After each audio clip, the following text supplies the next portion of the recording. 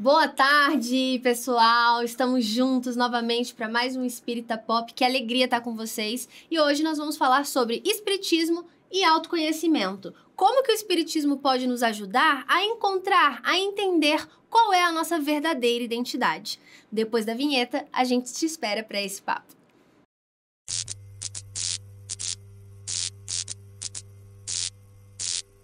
Bom, Matheus, trouxemos esse assunto porque eu acho que é uma pergunta da maioria das pessoas, né? Quem sou? O que estou fazendo aqui? Para que serve essa vida? Por que eu tô exatamente onde eu tô? Sim. Por que eu tenho que passar pelo que eu tô passando? E às vezes a própria pessoa não se reconhece. Ela tem dificuldade até de falar de si mesma. Então, é uma tentativa de dar uma luz aí pro pessoal e mostrar como o espiritismo nos ajuda nesses casos. Exatamente. A vantagem é que o espiritismo é uma doutrina que um dos pilares dela é muito filosófico, né? Então, essas perguntas, né, que são bem filosóficas, ajudam muito a gente começar a se entender, né? E uma grande lição que não é nem espírita, é uma lição cristã mesmo que Jesus deu, né? É que para você amar o próximo, você tem que se amar a si mesmo, né? Então, tipo, já é um convite para autorreflexão. Então, é o caminho para você chegar à perfeição, é você se conhecer. Então, o espiritismo ele só acrescenta a essa perspectiva cristã, né? De você tentar se conhecer para poder amar o próximo da melhor maneira possível, né? Perfeito. E aí, assim, somos espíritos imortais. Sabemos do véu do esquecimento, que é justamente perder essa lembrança de tudo que a gente já passou até aqui. Então, é natural essa confusão inicial, mas o espiritismo primeiro nos explica por quê. Por que do véu do esquecimento? E depois, como fazer então, já que a gente não lembra? Porque muita gente fala assim, não seria mais fácil lembrar? Porque aí a gente consegue fazer diferente logo. Mas não é bem assim, né? Então, primeiro, por que o véu do esquecimento? Aí eu vim aqui para o Evangelho segundo o Espiritismo, no capítulo 5, e tem 11. Ele chama Esquecimento do Passado. E em determinado momento, Kardec vai botar assim: o espírito renasce frequentemente no mesmo meio em que viveu e se encontra em relação com as mesmas pessoas a fim de reparar o mal que lhes tenha feito. Então, primeira coisa, beleza, estamos convivendo, seja ali na mesma família, ou na escola, ou no trabalho, ou em algum lugar que a gente frequente muito, independente, com pessoas que a gente muito provavelmente já teve alguma relação no passado. Boas e ruins. Quando foram ruins, é a oportunidade de fazer diferente. Se nelas reconhecesse as mesmas que havia odiado, talvez o ódio reaparecesse. De qualquer modo, ficaria humilhado perante aquelas pessoas que tivesse ofendido. Então, aqui ele tá explicando por que o do véu do esquecimento. Porque, beleza, eu quero lembrar, porque aí eu quero tratar essa pessoa diferente. Mas será? Porque, às vezes, os dois se fizeram mal. O ódio que você vai voltar a sentir, lembrando ali com perfeição do que aconteceu, te trave em fazer diferente, em permitir que seja uma folha em branco para recomeçar. E, ao mesmo tempo, você pode se sentir humilhado de, tipo assim, nossa, eu fiz tanta coisa ruim que eu não tenho forças para me levantar. Eu não tenho forças para me olhar no espelho, né? É algo que eu acho bem interessante, né? Porque essa visão que as pessoas às vezes têm, né? Essa dúvida que tem de, mas por que a gente esquece tudo? Não seria mais fácil a gente lembrar de tudo, né? Às vezes as pessoas se pegam muito no quesito, se você for pensar no quesito intelectual, beleza, talvez se você não esquecesse tudo, né, você acumularia conhecimento, né, e logo seria mais fácil, né. Se você vamos pegar aí da cultura pop, você vê, toda vez que tem um personagem aí, que ele é imortal, que ele já viveu não sei quantos anos, o cara, ele sabe tudo, o cara, tipo, ele já estudou todas as artes marciais possíveis, ele sabe conhecimentos de tudo quanto é coisa, mas em questão moral, não necessariamente o cara ficou melhor, né. Mas nessa intelectual pode até atrapalhar a vaidade, dependendo. Exatamente, porque assim, beleza, você lembrar de várias coisas, vários conhecimentos, legal, bom, ajuda na parte intelectual, mas na parte moral, você vai guardar todas as coisas, todos os sentimentos, você vai amargurar em cima daquilo. Se você não evoluir para, né, não se esforçar para poder se perdoar ou perdoar o próximo, essas coisas vão acumulando, vão ficando guardadas dentro de você. Então, o fato de você precisar esquecer, né? Por mais que você tenha que reaprender algumas coisas, né? Simples, que nem a gente reaprende a andar, reaprende a falar, né? Tudo faz parte. É até uma posição de humildade que a gente tem, uma oportunidade de começar do zero ali e falar, eu tô chegando aqui sem saber nada e agora eu vou tentar fazer melhor do que eu fiz antes. Por mais que eu não saiba o que eu fiz antes, a gente sempre tem a oportunidade de melhorar. Acho que as pessoas acabam vendo como, assim, uma circunstância inconveniente, mas é mais um presente que a gente tá ganhando, né? De poder vir chegar aqui com, né, os panos limpos e poder começar de novo. Nessa parte intelectual, o que acontece? Às vezes a pessoa, justamente por ter um dia aprendido demais, se tornou soberba. Exatamente. E aí se achou melhor do que os outros. Era como se nada bastasse, o papo do outro é muito baixo, é muito chulo. Eu preciso de coisas mais... vamos dizer assim, intelectualizadas e tal. Então, a pessoa, às vezes, vai subindo ali num pedestal que não faz sentido. Aí, ela vem aqui com essa parte da inteligência até limitada, não só de esquecer do que ela já aprendeu, mas não ter capacidade de passar de um determinado ponto. Ou seja, um QI mais baixo. Para ela aprender a respeitar mais o outro, a aceitar mais o outro como ele é, porque agora ela também tá nessa posição, né? Exatamente. E, às vezes, também, não porque ela necessariamente tenha desdenhado de quem não sabia tanto quanto ela, mas é uma oportunidade de aprender novas coisas, o foco ser outro. Porque se a pessoa tem essa habilidade muito grande para essa parte da intelectualidade, às vezes ela foca muito nisso, porque ela já é mais expansiva nesse setor e deixa de apreciar outros lados da vida que também são importantes, né? Exatamente. Então, tem esse lado. Tipo assim, a inteligência, né, a parte intelectual tem seu papel, mas a gente não pode focar que, não...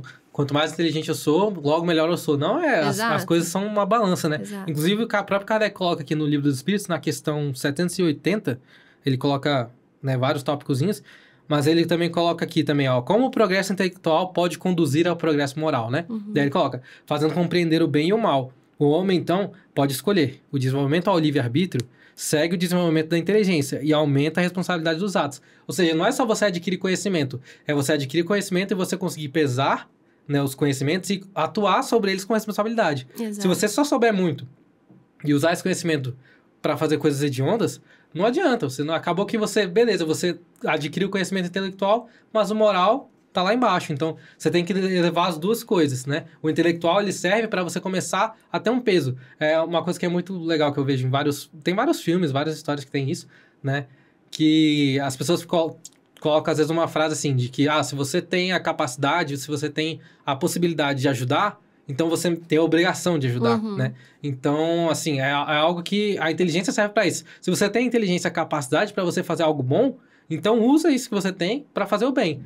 Agora, se você vai fazer o mal, né? É melhor você focar em outras coisas. Por mais que você, às vezes, ache que você possa fazer melhor, pensa antes nas consequências morais que aquilo pode ter, tanto para o outro quanto para você, né? Exato. E os espíritos dizem também que nós tendemos a evoluir mais rapidamente na parte intelectual do que na parte moral. Exatamente. Moral é mais difícil. E que são duas asas. Como nós estamos caminhando para anjos, para espíritos puros, são duas asas. Uma é da moral, outra é a intelectual. E a gente tem que focar nos dois. Mas a mais difícil é a moral. Então, não deixemos isso passar. Exato. Né? E isso é algo que está acessível a todos. Porque, às vezes, por exemplo, a pessoa naquela vida ela vai vir com uma limitação que ela realmente não vai conseguir desenvolver muito a parte intelectual. Mas a moral, não importa a circunstância, ela pode desenvolver. Sim. Né? A moral é muito complicada, porque vem daquele ponto também, né? Você tem que conhecer a si mesmo. Só que a gente pensa, conhecer a si mesmo, eu Matheus, me conhecer. Não é só eu, Matheus, me conhecer, eu, Matheus, enquanto Matheus. É eu, como espírito imortal, me conhecer como espírito imortal. Então, eu tenho que lembrar que eu tenho várias vidas. Então, eu posso me conhecer muito bem como Matheus. Mas eu não sei o que eu fiz lá atrás. Eu posso ter feito várias coisas que ainda, né, me limitam e que me repercute até hoje. Então, eu tenho coisas pretérias para poder resolver e coisas presentes para poder resolver, né? E às vezes até a própria espiritualidade de alguns livros já falam, né? Que a gente muitas vezes vem pra cá, né? E a gente passa muito tempo resolvendo coisas dessa vida e não de vidas passadas, né? A maior parte do tempo, né? Porque a gente se desviou também, exatamente, né? E você tocou num ponto importante, que é justamente isso. Nós não somos só quem estamos sendo hoje. Somos muitos. Sim. E é justamente entender isso que vai ajudar no processo de autoconhecimento. Porque olha só o que Kardec vai dizer depois.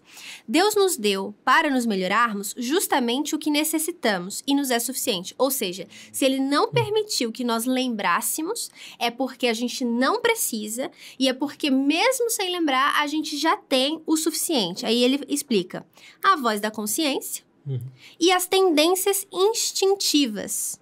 e nos tira o que poderia prejudicar-nos. A voz da consciência, a gente sabe que as leis de Deus estão escritas na nossa consciência, tem uma questão no Livro dos Espíritos também dizendo isso. Então, todo mundo que já está nesse estágio que a gente está, que está aqui encarnado ainda no planeta hoje, sabe diferenciar o bem do mal. Não importa se teve acesso ou não a uma religião, ao espiritismo ou qualquer outra religião, ou se alguém um dia chegou falando, explicando o que era bom, o que era ruim. Não, tá na nossa consciência. E é justamente nesse sentido que a gente não tem pra onde fugir, né? Chegar lá do lado de lá e falar assim, ai, poxa, mas eu não sabia que não podia fazer isso. No fundo, a gente sabe, basta uma análise, assim, mais acurada. E ele fala das tendências instintivas. Essa é a parte fundamental do programa de hoje, que é mostrar que a gente não lembra, mas se a gente ficar atento aos nossos atos no dia a dia, como a gente reage, é instinto, né? Como que a gente reage, quais são as coisas que a gente faz sem nem pensar direito, isso mostra qual é a natureza do nosso espírito e a gente reencarnou sendo e continuando sendo o que a gente já era. Então, assim, se eu tenho tendências a ser egoísta, a ser raivosa, a ser impulsiva, a mentir muito, a querer o que é do outro, a querer subir na vida pisando nos outros, a me sentir sempre, assim, insuficiente, ou seja, essa tendência ali de vitimismo também, e de falta de amor próprio, tudo isso já vem lá de trás, ou seja, são as nossas dificuldades que elas são tão enraizadas que a gente hoje ainda não conseguiu superar. E é nisso que a gente tem que focar. Exato, a gente tem que abaixar um pouco o nosso orgulho e começar a olhar pra dentro. Às vezes a gente não faz isso por medo, às vezes a gente faz isso pro próprio orgulho, né? E às vezes a gente faz isso simplesmente por a gente não ter consciência, a gente, né? Deixou aquilo ali e já ficou tão enraizado na gente que é um negócio que a gente nem para de olhar, né? Então a gente sempre tem que estar refletindo, sempre tem que estar estudando, né? Então, aquela questão do intelectual também ajuda nessa parte, né? Se você tem acesso a estudo aqui, ó, então, aqui no Centro Espírita, se você tem acesso a isso, se você tem acesso a pessoas, dirigentes, né, professores, que têm conhecimento que podem te ajudar, corre atrás, aproveita que você tem essa possibilidade, né? E de estar sempre olhando para você mesmo. Em alguns momentos você vai ter que parar, deixar o orgulho de lado e falar, cara, por que é assim? Por que eu sou assim? O que eu posso fazer para melhorar? Como eu posso melhorar? E por mais que às vezes seja difícil, não precisa, né, ir lá e tentar fazer tudo de uma vez, mudar da água pro vinho de um dia pro outro. Mas você se posicionar numa posição de, né, se colocar numa posição de crescer, vem algo natural. Até o próprio Kardec coloca aqui, eu separei uma questãozinha, na Marcha do Progresso, né, 779, ele fala: o homem possui em si mesmo a força de progredir, ou o progresso não é senão o produto de um ensinamento, né? Ele tá falando, a gente tem a possibilidade de influenciar na nossa própria evolução. Ele coloca: o homem se desenvolve, ele mesmo, naturalmente, mas nem todos progridem ao mesmo tempo e da mesma forma. É então que os mais avançados ajudam o progresso dos outros pelo contato social. Ou seja, cuidado para não se comparar demais com os outros, cada um tem seu tempo, então o conhecer a si mesmo é justamente por isso, não vai ser o mesmo caminho para todo mundo, não tem uma pessoa que vai chegar lá e falar, você tem que fazer isso e logo você vai chegar à perfeição. O caminho de cada um é diferente, então o autoconhecimento é a chave para você fazer esse progresso, para você ter esse progresso, né? Se a gente quiser um roteiro, são os ensinamentos de Jesus, né? Exato. E ali o que ele reforçou entre mandamentos, que é amar a Deus sobre todas as coisas, e ao próximo como a nós mesmos. E aí o último mandamento que ele deixou, né? Que vos ameis como eu vos amei. Então a gente pega todos os exemplos que ele deu de perdão, de resignação, de resiliência e traz para nossa vida. É algo genérico, mas aí depois cada um tem a sua particularidade do que tá vivenciando e encaixa no que pode. Então essa grande pergunta que todo mundo tem de, afinal de contas, o que eu tô fazendo aqui? Você tá aqui para mudar essas suas tendências negativas. Agora, muitas vezes as pessoas não sabem que tendências são essas, porque dói olhar para si mesmo, olhar para dentro e reconhecer esse nosso lado obscuro ainda. Aí é muito mais fácil ficar criticando no outro. E aí, enquanto isso, a gente fica naquela posição de perfeitos do rolê. E que não é, né? Não é assim que acontece. Então, o que se pede de nós é essa autorreflexão. É a gente olhar para dentro, que é a reforma íntima. É trabalhar no meio do percurso. O Haroldo deu um exemplo muito legal numa palestra uma vez, que ele falava assim, a reforma íntima é como você tá dentro de um avião, o avião já está voando, e aí do nada é anunciado que o avião tá instável, que tá passando por problemas ali, que eles vão tentar fazer manutenção, mas a qualquer momento alguma coisa pode acontecer. Ou seja, é você tentar fazer a manutenção em si mesmo enquanto a vida tá rolando. Você não pausa tudo pra se ajeitar e depois, pronto, agora eu tô pronta, agora eu vou pra vida. Não, a vida tá acontecendo. E por isso que não é fácil, porque os problemas vão surgindo, às vezes vários de uma vez, e a gente tende a perder o foco. Mas essa é a dificuldade, mas é a beleza da coisa também, né? Porque às vezes, justamente pela vida não parar pra esperar, é que faz a gente finalmente se movimentar em direção ao progresso. Quem sabe faz ao vivo, né? É simples assim. É uma parte importante, né? Você falou do foco, eu achei bem interessante, porque é uma maneira simples, né, de você manter o foco, é algo que o próprio Santo Agostinho já ensinou pra gente, né? Todo dia, no final do dia, dá uma relembrada no que você fez e pensa, o que eu posso fazer diferente? Isso já é um primeiro passo aí, se não um grande passo já pra sua reforma íntima. Se você rever todo dia, né? Às vezes você pensa, pô, eu tava, sei lá, com uma meta de fazer alguma coisa. Quando você falou que, né, que Jesus já deixou um caminho pra gente, não é que ele falou, segue esse caminho certinho. Não, ele deixou as metas, vamos dizer assim. Agora, como você vai atingir aquela meta, vai ser meio que cada um do seu jeito, né? Então, você parando pra pensar e ver o que você fez, pô, eu tava tentando ser mais assim. Hoje eu fiz isso e eu fui justamente ao contrário. Então, eu tenho que voltar pro foco de, eu tenho que voltar a fazer isso aqui. Até o ponto que você vai fazer isso tão naturalmente, vai virar algo, né? Vai internalizar muito bem isso, que isso aí já vai ser natural. Vai ser automático. Exatamente, você vai fazer sem nem pensar. Aí, por isso que o Kardec aqui bota assim também. O homem traz, ao nascer, aquilo que adquiriu. Que todo o mérito que a gente teve nas outras existências, a gente traz. Sim. E também a parte ruim, a gente traz, né? Ele nasce exatamente como se fez. Cada existência é para ele um novo ponto de partida. Pouco lhe importa saber o que foi. Se está sendo punido, é porque fez o mal. E suas más tendências atuais indicam o que lhe resta a corrigir de si mesmo. É sobre isso que ele deve concentrar toda a sua atenção. Pois daquilo que foi completamente corrigido, já não restam sinais. Ou seja, se a gente tem dúvidas se já melhorou na paciência, veja se você é uma pessoa totalmente paciente hoje. Porque se você ainda não é porque ainda tem alguma coisa a corrigir. O que você já superou, hoje você já não demonstra em nenhum momento da existência. As boas resoluções que tomou são a voz da consciência que o adverte do bem e do mal e lhe dá força para resistir às más tentações.